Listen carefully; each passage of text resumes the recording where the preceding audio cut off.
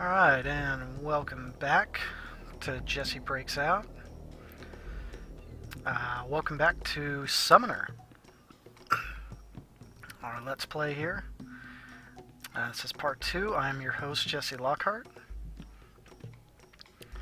And in the last episode, we had gotten introduced to the world of Summoner. Our main protagonist here, Joseph, fought off some invading enemies from the land of Arenia, and made our way to the main capital of this land, Linnell, as we are seeking out the man who originally brought us to the town of Masad, where we were being attacked. A man named Yago, who is looked at as a vagabond. And oh boy, look at that.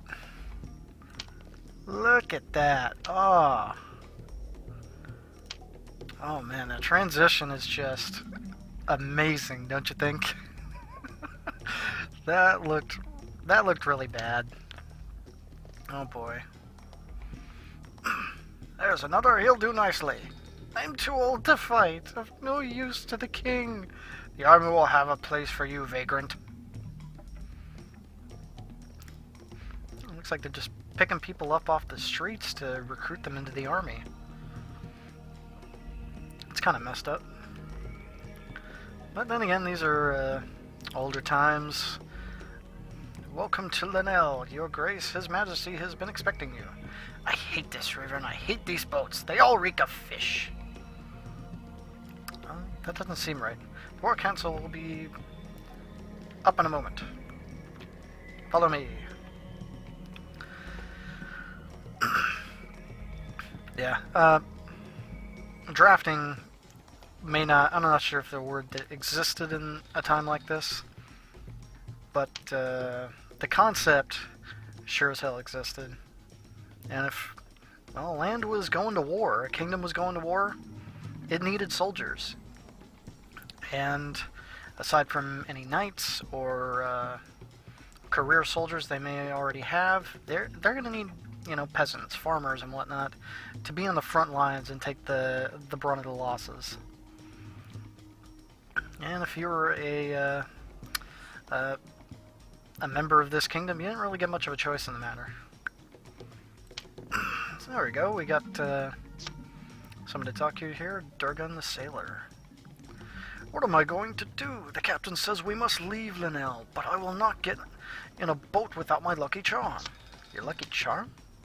An earring given to me by a spirit on the sea of Kadim. I lost it in a game of chance with a gambler named Evas. If you get it back from me, I'll reward you. Yeah, we get a new side quest here. And again, I find it kind of funny that right from the get-go, like we had Aesic's sword as a side quest before we even had a single main quest that we were going to engage in. It's just simply a matter of survival in the first part. But before we even get our main quest, we have a side quest, and we already have another side quest just like that. Let's talk to this gentleman here. Ship's captain, the Emperor and the King chose a bad season for war. 3 days we've been waiting for the Bastion, and not a sign of her. Okay. Dar's dangerous this time of year. I'll send word when the Bastion arrives. Okay. I'll just mosey off. The war cannot wait for a laggard ship. The day the Bastion reaches port, the Rennies will storm our gates. We'll have to fight them off with fish and bones. Wow, brutal.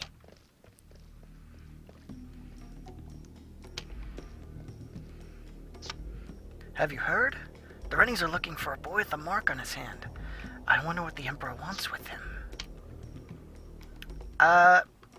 Possibly not good things, my good sir. Or ma'am. Couldn't really tell.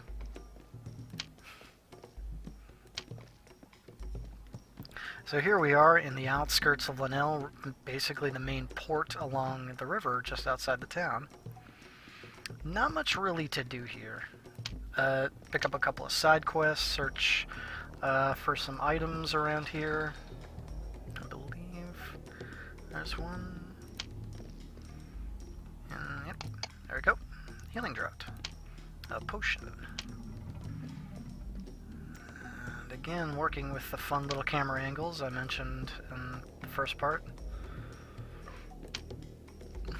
And you can spend quite a while out here, and a good 10-15 minutes just kind of wandering around looking for people to talk to who may have something important to say, as well as potentially looking for any items here. Let's see what this guy has to say. He looks a little ragged. When the day is done, you'll find me in the tavern. I'll drink my day's wages to forget the ache in my bones. Get all the joy you can from this god-forsaken world, Cotter. Wow.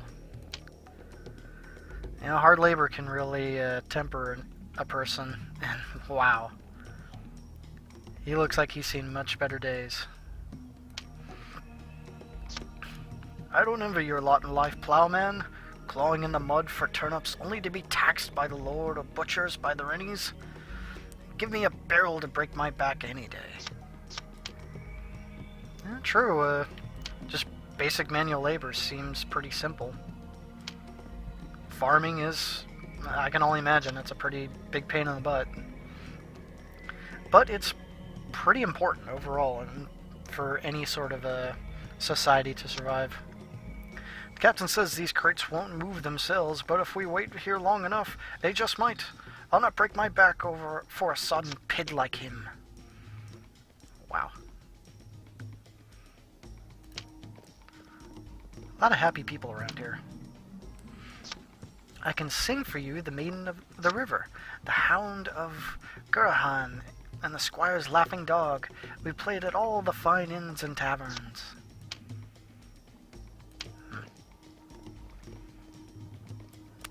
I think we're done just talking to random people. Again, it's really nice you can get a good feel of the overall atmosphere of this game, of the world these characters live in. It doesn't look like I can talk to him. Oh, we got some flashing. We got two here. I got a beggar here from the looks of it. Merful Durple. Start on Rebedabo. Sorry, I didn't quite catch that. It's in the bird bat. Took the river me, excart. Could you repeat that? Loco, Lolo, Ironema, treasure, turtle, and fowdy, drinkable. Are you speaking some other language? Puffa, Quidig, the Havoy, Shoody-doo. I think one of us here is crazy. Big delicious. I'm hoping it's you. Bird, in Ulu too. It's been nice talking to you. Mish Kish Fish. And apparently we got a quest out of that. Very strange. Don't bother talking to Crazy Ivan. No one ever understands him. I've just had the oddest talk. Ivan's been that way ever since he wandered into the woods drunk one night. I really don't want to know what made him that way. Some sort of eldritch horror, or just a bad run-in with a band of robbers. But basically that quest grants you access to this fish here. If you come up to this fish, you'll notice it's highlighted, but you can't really do anything with it. You can't interact with it at all. You can click on it all day long and nothing's going to happen. But the moment you talk to Crazy Ivan, you can click on it and party has acquired Fiery Falchion. You get a weapon. Let's click on the right icon here. And sure enough, we have a Fiery Falchion. One thing I didn't cover in my previous playthrough, the previous part, was that you can actually destroy some items. If you're getting overrun with items that you just don't really want in your inventory, selling them is pointless because you're not getting much gold out of it, you can just outright get rid of it, and it is gone for good. Don't see much of a reason to do that, because that's not usually a problem where you need to just outright get rid of stuff. Most of the time you can sell stuff, and having a good amount of money to buy, you know, items and newer, better gear is always kind of a big deal. Let's click on the info and see what we got. Oh, it's worth quite a bit. It's got 30 damage, a little bit less than the weapon we have. It's a little bit slower, but it has the effect of Fireball. What does that mean? This piercing weapon inflicts small amounts of damage and may cast a fireball against its target. Effective against opponents vulnerable to fire attacks. It can be used as a dagger. Now I'll just address this last line here. What that really means is that there's a sword class. I don't think there's a dagger class in terms of a skill.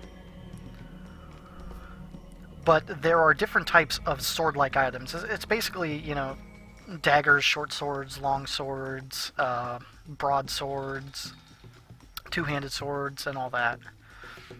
And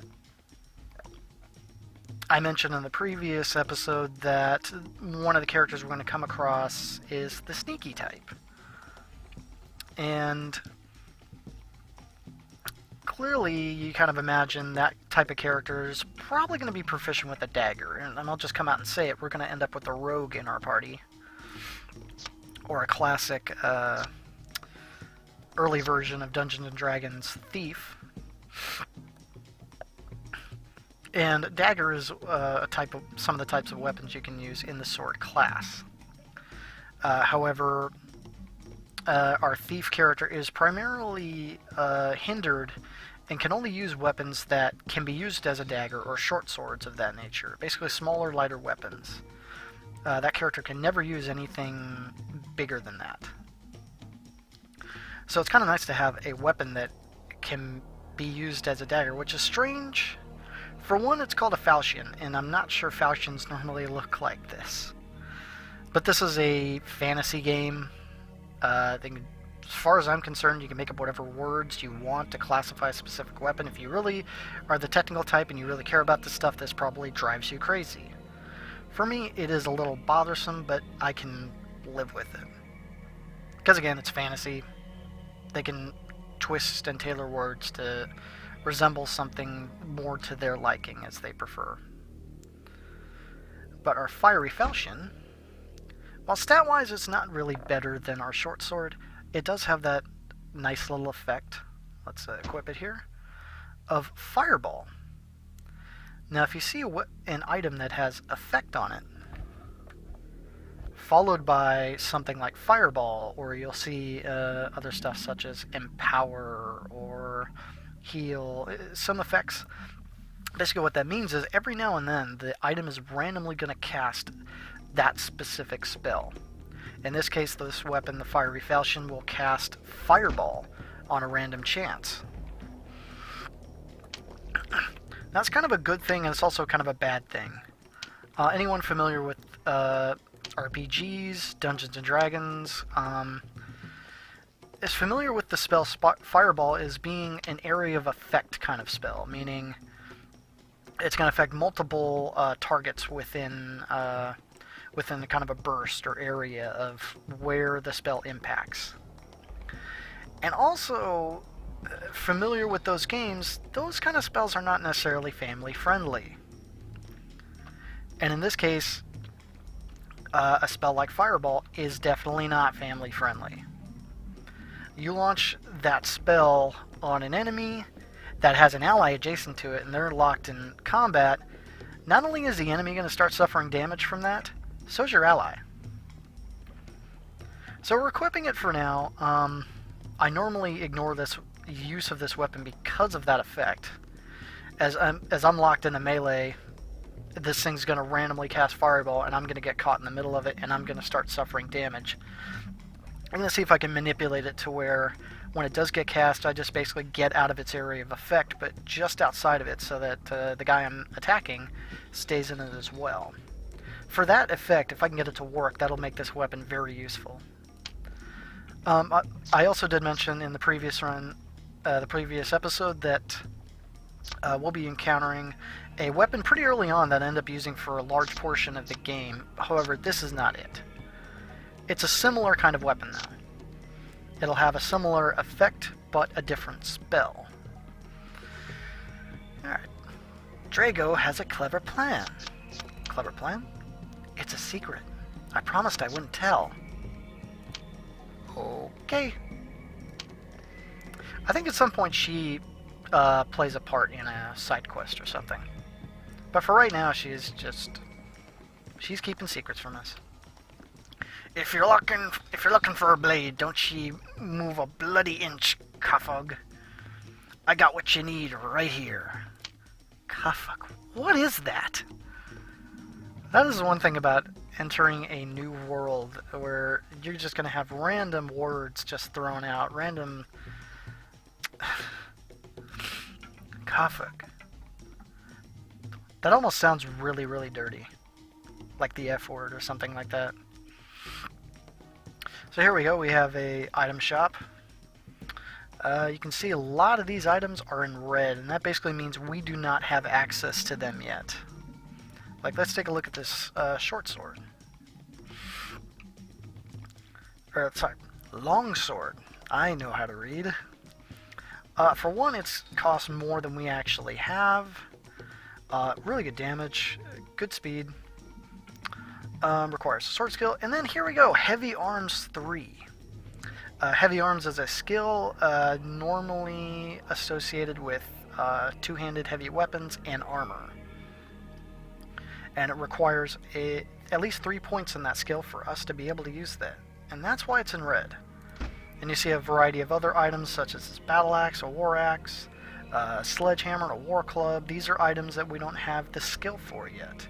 We don't have the axe skill. We don't have the blunt weapon skill. Like, let's see here, we'll pick the war club.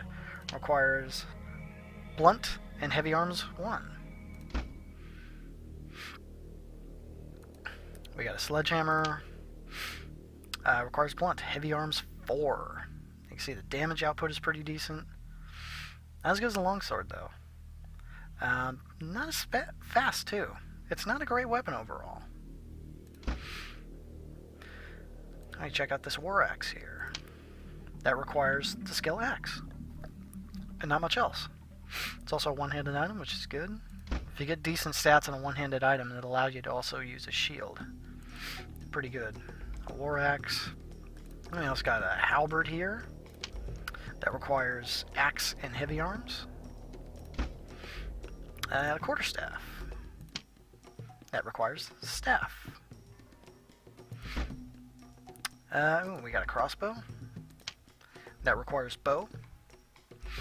And you're basically getting a look at all the skills that are going to come up in this game and what you're going to have access to. The bastard sword.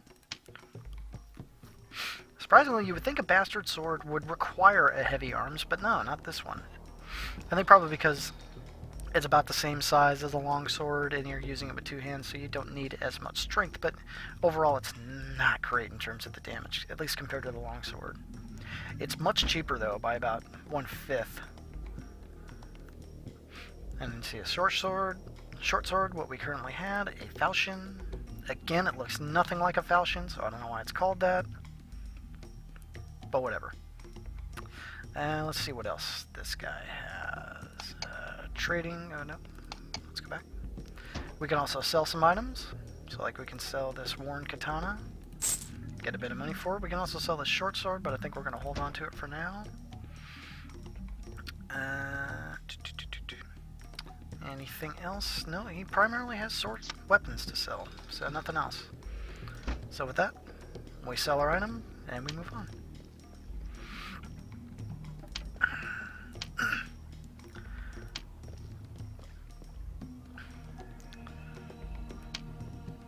One of the things I really like about this game is the atmosphere of the areas you're in. Like, you can see this, I forget the the word for it, but basically this painting back here that's been added to the game. You can see it. You can easily see it, that this is basically like a wall here, and it's a painting of part of the castle part of the outer wall. It's kind of silly in that regard, and you can see that the water shift and move as the wall shifts and moves based on your angle of view. But despite that not looking terribly great, and this is supposed to, it's not like it's an actual painting that's just outside the wall. That's just it. That's what they used in order, compared to having to render this entire thing in 3D. It's a good way to cut costs, and also just this stuff. This is what it is. I know sometimes there's a problem. Is like you can compare the graphics in this game compared to games, 5-10 years afterward, looking much better. And 3D doesn't age terribly well, unfortunately. Whereas this doesn't look that great in general, but normally it will age a little bit better. It won't look as bad when you see it, 10-20 years later down the line. When I bring my gleanings up to Linnell, how many tariffs must I pay? Every lord wants his bushel of grain. I believe he's talking about having to make payments just to be able to sell his wares. It's pretty unfortunate. Do a little bit more exploring. There's something back here. Oh, yes. I missed this before.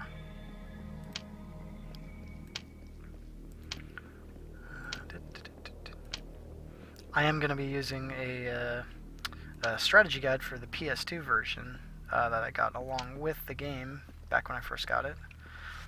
I'm just going to be taking glances at it, mostly on the maps, to see if there's anything around, because I know you don't want to have me just stand around and running around all over the place just trying to find where to go next or where to find particular items. So I think it's better just to take a glance at it, get an idea. I'll try to remember where stuff is first, but if I get a little lost, I'm definitely going to take a look at it. And got a couple of guys here. What are they up to? What are you looking for? Looking at, plowboy? Shiv your heart out if you don't mock off. Wow. Is that even English? Push off, mate. Stay away from here. See if you have anything to say. You'll move along now, Koffig, if you know what's good for ye. Basically, you can see here the yellow line you saw in the first episode. The first down marker. And you see this big hole here, and that's going to lead into the sewer entrance.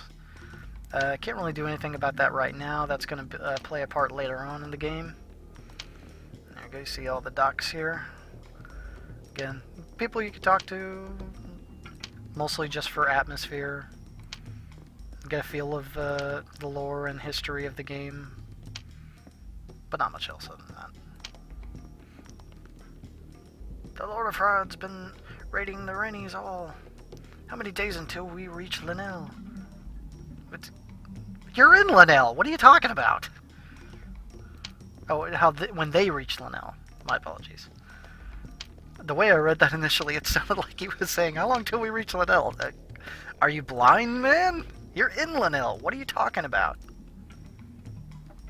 But no, it turns out I'm the one who's blind because I didn't read that right. I got some more fishes here. Fishies. However, nothing here. I was kind of frustrated during the practice playthrough, wondering, because I knew there was a fish that gave something up, and I kept thinking, why aren't they highlighting? And of course, I was just banging my head against a wall on that one over there, clicking on it. It's like, why can't I get something out of it? And of course, you have to activate the side quest before you can actually get it. Yippee hooray. That's just amazing. Let's see. There's something I missed over here. Let's see. Yeah, this is going to be a little bit difficult to really kind of figure out, because I know there's stuff around in certain areas, but trying to click on them and discover them is going to be a bit of a pain. know there's something around here. Up, there we go. Icicle Rune. And basically what that is a scroll that gives you a one-time use of the spell Icicle, which is basically a ice-based projectile. It's like literally taking like an icicle and throwing it at somebody, except it's magical. It's magically painful. Let's talk to this guy. What does he got to say? Greetings, adventurer. Are you interested in a task for which you'll be well rewarded? Perhaps. Tell me more. I have a bag of magical seeds that... Oh, okay, I'm dead. Never mind. No. I have a bag of magical seeds that must be delivered to the stronghold of the Kosani. Magical seeds? The seeds of Ahur, they are called. They will sprout anywhere, even on solid rock. What do I have to do? Take this bag to one they call Elra. You will find him in the stronghold of Sanavar. He will reward you. What is this reward?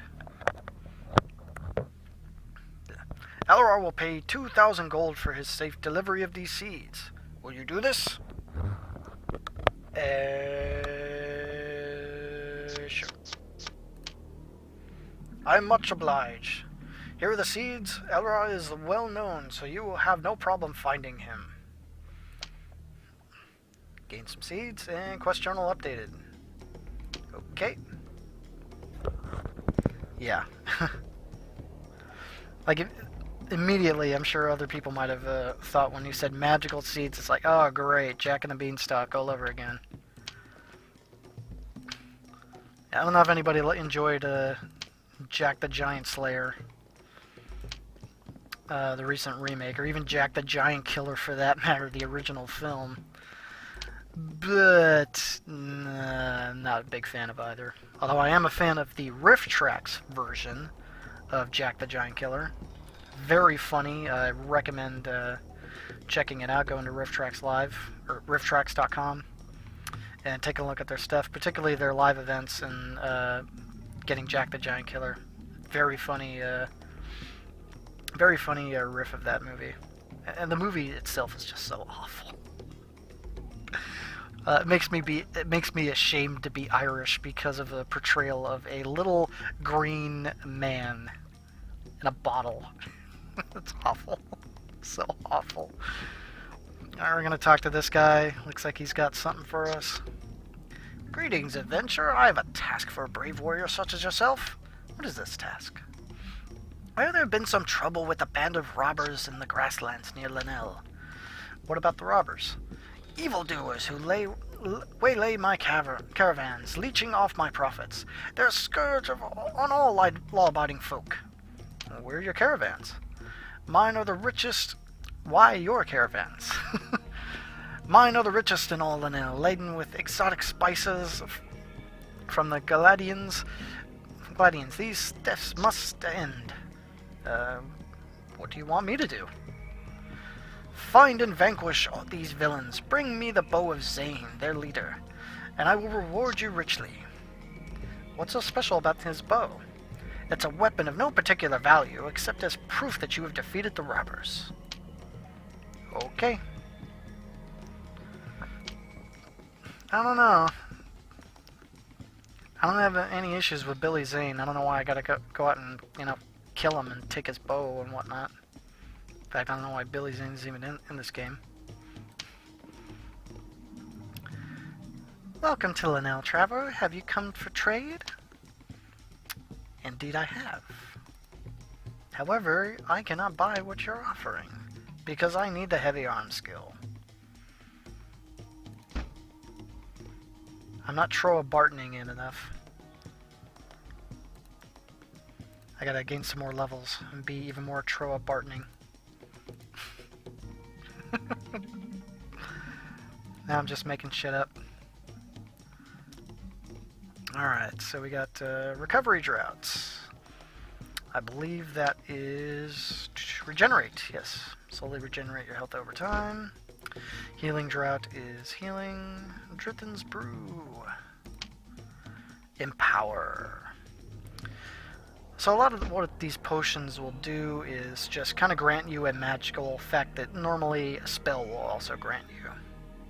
So Recovery Drought is basically a regenerate. Healing Drought is basically heal. Drift and Sprue is an empower. And what empower does is it basically increases your attack power, your damage. Very effective. And there's also, in fact, there's a weapon we're going to pick up at some point that randomly gives you the empower effect. And it becomes very handy. They'll usually give it to another character. So I believe that's about everything here. A fair amount of these side quests I just picked up are going to have to be resolved a little bit later. And yeah, I think it's time to move on. Something else here. Talk to this guy.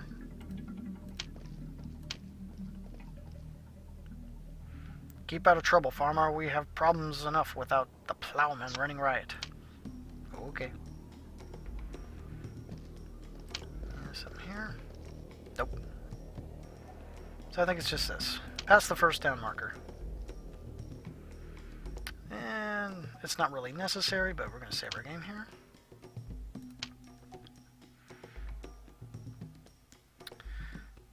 And we're going to rotate our saves. I know someone who would be very pissed if I wasn't doing that. Guy I follow, the two best friends, and Pat raves about rotating saves. And if I don't do that, he's probably going to be mad at me. Not that he cares. Let's get rid of this. We don't need this anymore from our previous playthrough, and that's about as far as I got, which is essentially where we're going here. So we just cross this line, and we end up in the next area. The marketplace. Come on, load. There you go. And right into the next area, and it's a very nice big area. There's a lot to look at here, a lot to find, a lot of people to talk to. It's kind of intimidating, really. Alright, so we're going to start off this way.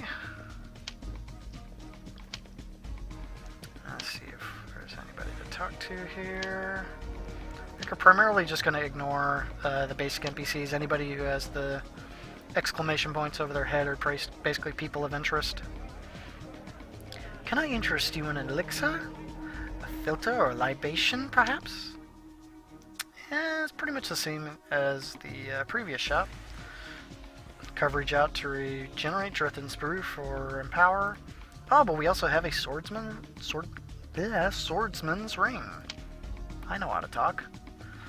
And basically it's just going to bump up our skill in sword weapons by 1. Pretty simple. A little pricey too. We're going to have to come back to that later. Although it might not even be worth buying, because I know there's plenty of other rings and other trinkets we're going to come across just in basic gameplay without ever buying anything.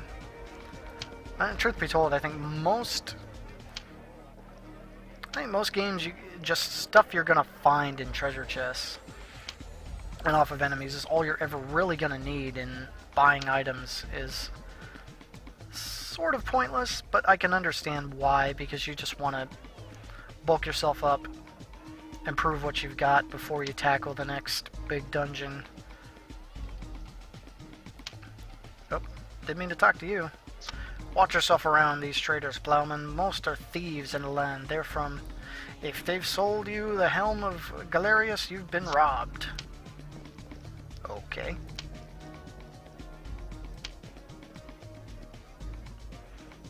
And I find it interesting that just they immediately know Joseph is a farmer. It just basically from the clothes he wears, I think it becomes pretty obvious in this kind of time. And I just remembered something that I completely forgot from the previous episode and all the way up to this point. We didn't equip those blue pants we got before. And as you can see, yeah, just blue pants. Nothing special about them. Okay. Let's walk around the edge here. That's kind of way to figure out where to go. No, we're not going to do that.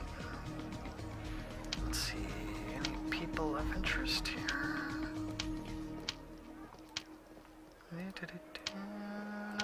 Here we go. Let's talk to you. You want a good blade in this city, boy, and I have just what you need. Great, a shady trader. That's what we really need. So he's got a dagger. That is, again, of the sword class. Equipable with fly. Oops! Well, I think we just found out who our thief is going to be. Awesome. I'm not going to say any more about it, because we're going to find out not too far from now. Not sure if it's going to be in this episode, but we will meet that new party member.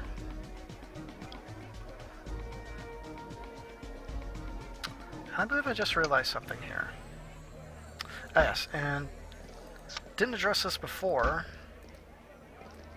Let's see here. Yep. Just as I thought. No? There we go. But when I upgraded my heal skill, I got access to a new spell, Cure. Remove target status effects. And that basically any negative stuff, or I think even positive stuff that are on the character, just simply get wiped away. Okay. I'm just gonna walk around here. Oh, move on.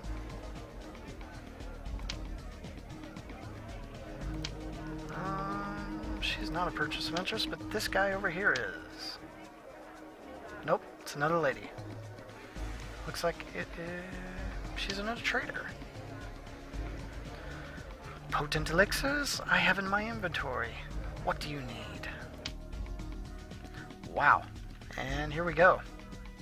There's the first really big shop where we have just about anything you can get your hands on available. And there's lots and lots of spells here. So we got just basic stuff. We got a fire arrow rune. That's basically a single use. It's a weak fire spell. We got a 5-use version of that. A scroll. And this is essentially this is a weaker version of the normal spell, and this is the regular spell. Then we got a book. 5 uses of that, and then a tablet. A powerful version. And effectively what that is, that's kind of like, this is the level 1 version, you know, level fire skill 1 and 2. This is the fire skill, you know, 3, 4, and 5, and so on. And then this is like the higher, when you in the 7, 8, and 9 kind of rank in that specific skill, where the damage just goes up. And we got icicle, and we have lightning, which is literally a bolt of lightning striking down on your enemy. Inferno. I forget what Inferno does. And of course it doesn't even say. Inferno. I want to say that's kind of an area of effect. Meteor. One of the strongest spells in the game, but very dangerous to use because much like the fireball spell, it is not family friendly. It can hurt you just as much as it hurts the enemies. We got Curse. And I believe what that does is that lowers statistics. Blizzard. Very nice effect. I think it's similar to Meteor. And we got a Recovery and Healing Drought. And nothing else. Alright, and we're going to... Let's walk across the way here. Oh. Another point of interest. For centuries, the Runari have traded on these grounds. The old chieftain, Avram, killed a wolf on this site. It is so known as Avram Market. Okay. I believe he plays into... There's quite a few NPCs that play into a specific quest or side quest And I believe that's he's gonna be part of a chain side quest at some point. I think there's something around here. Let's take a second to look around. And yeah, like I said, this is going to be a bit frustrating for myself, and I imagine it might be for you as well, just kind of watching. Yeah, there's another sewer entrance down there. It doesn't look like there's anything here. So let's just move on. So, let's talk to you. You seem interesting. Give us a gan, eh? Tit your hawk, I will. You'll not be the first pit I pricked. You reek of the dung. Absolutely no sense. So, this pathway is going to lead us into Old Town. The kind of drag, kind of messed up area, former kind of lifeblood of the city that's now basically where all the poor and the beggars and the thieves pretty much reside. Well, that's going to be our next destination, actually. But first off, got a little carried away. I want to do a little bit more exploring, because there are a few more places where there might be items, as well as there might be a few more places where we can get our hands on some items, potentially. There's a few more shops. Although again, money is kind of sparse right now, so it might not be happening in that regard. Oh, you got a person of interest here. 9 years ago, I swore on my brother's grave that if I ever crossed your path again, I would kill you, Joseph of Saran. Who are you? My name is Jakar. Do you remember me now? Yes, I remember. To think I once called you a friend. Have you forgotten what happened at Saran? I tried to save our village. Save our village? You destroyed it. You killed everyone. You burned our cottages to the ground. The demon destroyed Saran, not I. You used your ring and summoned the demon. That ring that Yago gave you, you couldn't control your power, and so our people died. I threw that ring down a well. You should have thrown yourself in after it. Why are you here? Why have you come to destroy Lenil? I'm looking for Yago. That old spider? I've seen him. I'd have cut him in half, but I'm now a soldier in the king's army. If he ever falls from royal favor, my axe will be waiting. Where is Yago? Fate is cruel. They call him Lord Yago, and he's the counselor of the Prince Sornahan. When he came to the city, he was begging in the gutters. Now he lives in the royal palace with the king and queen. How did he become the prince's counselor? You could go to the palace and ask him yourself, but I doubt the guard would let a cotter like you through the front gate. Cotter? Peasant, serf, felon, plowboy, farmer, pick a name that pleases you if you don't like cotter. Okay then. If I ever find you outside the walls of the king's city, I will have my vengeance, Joseph of Saran. Yikes. He doesn't like us. One bit. And to be fair, you can understand why. I think I'd be pretty pissed if someone laid waste to my town. Even given the circumstances, it's still pretty shaky. Let's talk to this guy. Oh, wait. That's not what we wanted to do. We want to talk to you. Oh, hey, it's Eris. Joseph, I heard the Rennies attacked Masad. Have you come to join the king's army? I grow powerful. I have a sword for you. That sword belonged to my ancestor. He died on Nado's Hill fighting for Lord Falconeye. If you were giving me this sword, my uncle Isaac must be dead too. Take my weapon, Joseph. I no longer have need for it. And with that, we gained a bastard sword and some XP, and we gained a level. So let's level ourselves up. No new skill additions. It's pretty much just bumping up our current skills, and we're going to bump up sword weapons again. And I can't bump it up anymore, and let's also bump up dodge. Okay. And we like that. Now let's take a look at this bastard sword here. I think if nothing else, it will make for a good sell. And we got 45 damage, but it's really slow, and it's also a two-handed weapon. It'd be good to use, it'd be good to hold on to, but I know at some point we're going to end up getting a shield. And I believe somebody around here actually does sell a shield. I believe it's you, sir. I'm thinking of the line Jakar said, when he said, you should have thrown yourself in the well. It reminds me of Gandalf getting ticked off at Pippin when he dropped the bucket down the well. Throw yourself in next time and rid us of your stupidity. I craft the finest armor in Linnell, but supplies are scarce, and the king's men need their mail. I do have a few odds and ends I could part with if you have gold to pay. I most certainly do, sir. And we have a buckler, and of course, heavy arms we do not have. We also have a round shield, acquiring heavy arms too. We have some studded leggings, really cheap and, ooh, quite sexy. I'm not sure Joseph has the figure for that. And, oh, it's equipable by up. We'll just get that. I think it's pretty obvious at that point. And, oh, look at this. Steel-heeled boots. Also quite fetching. And, of course, up for...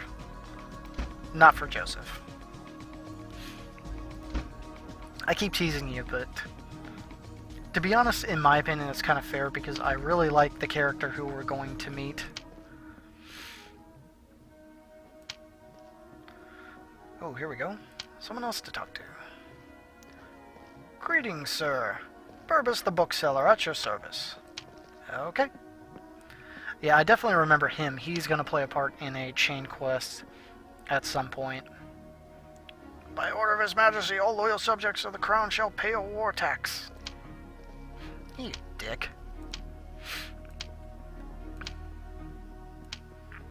I think... yes. I think he's another part of a chain quest, but let's find out. Ah, here we go. Alas, good sir, says a red-faced shopkeeper. I cannot serve you today. I've just been robbed and my shop is closed. You were robbed? Yes, a customer bought fine silk garments and paid for them in what seemed to be gold coins. Seemed to be gold coins? The coins were base lead with a thin coating of gold. The cursed thief! I am ruined! How are you ruined? With my best clothing stock gone and no gold to buy more, I cannot stay in business. Who is this thief? He goes by the name of Serval. If you were to find him and return what he stole, I would reward you well. Alright then, looks like we gotta find this Serval guy. Another side quest. And if I remember correctly, Serval is kind of a big deal. At least in this part of the game. Oh yeah, we got a couple guys to talk to here. Looks like an armorer. Smithy, have you come to buy my wares then? I most certainly have, if they're the right price. And no, they are not. A worn katana is the only thing we could afford, but we have already sold that and we don't need it. Actually, in fact, I want to sell you. As of right now, I don't need you. Okay, so we actually could afford something right now, but we don't need to. We're going to skip that. And so actually down that way is the Crown District, an area we're going to be visiting shortly as well. An area we need to visit in order to progress the story itself further. Clutching the tools of his trade in his bony hands, the wiry old man squints at you. No better remedy for these dark times than a lantern made by Chris, master of the Fraternity of Lantern Makers. I didn't know there was such a thing. They're just making fraternities for just about any sort of trade these days, are they? Okay, there's something over here. I almost swear there might be an item. Yeah, that's kind of the fault of this version of the game so far. Maybe over here, actually. This big box. No! Drats. Curses! Let's see here.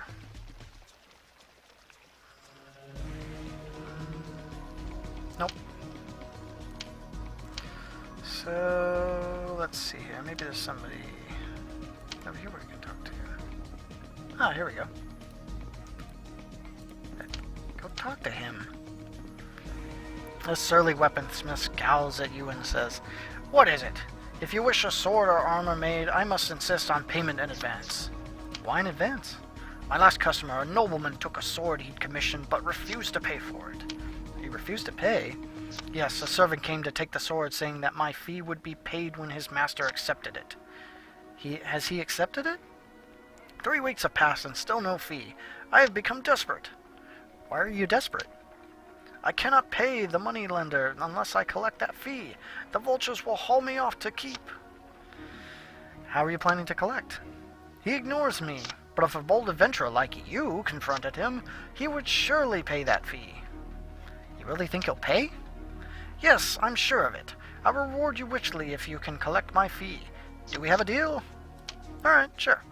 "Good. The nobleman's name is Lord Corell, and he often hunts in the grasslands near Linnell." Alrighty then. And right away, we've already got a couple of quests that are going to force us to leave Linnell. What do you do? Get back here.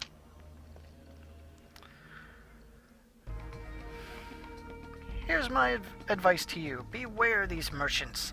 They'll cheat you out of every last coin you've got. Fiends of Lahara they are." Wow, that's a really good opinion. High opinion. Okay. So, as we continue on, I believe that's about all we're really going to get for people and items. Is there something else? Nope, don't think so.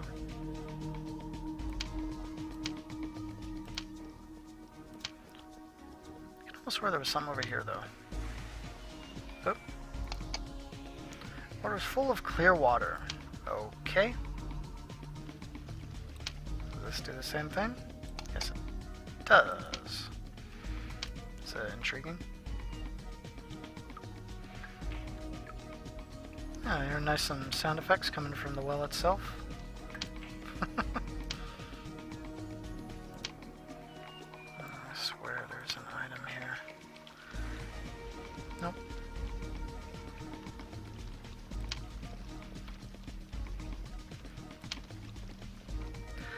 And sometimes, as you can see, some of the NPCs will just randomly start talking as they are conversing with each other. And it's kind of difficult to really catch on to the conversations, as they'll pop up whenever. Tax collector. "Without taxes, our cities would fall into ruin. The weapons of the guard would rust. Our walls would crumble and fall. Outlaws would have rule over the kingdom, looting as they pleased." Yeah, nice justification, buddy. But yeah, and they're also walking away, and so if you're not like really within, you know, a couple of feet of them, the text will just disappear, and you have to just kind of try and keep up with them. And clicking on them to talk to them is, of course, going to wipe away that text. Like right there. "Imbecile, dunce, nincompoop, dunderhead, Lahara, take the blah blah blah of your brain." Alright. So we're going to head over here into... Alright. I'm going to save.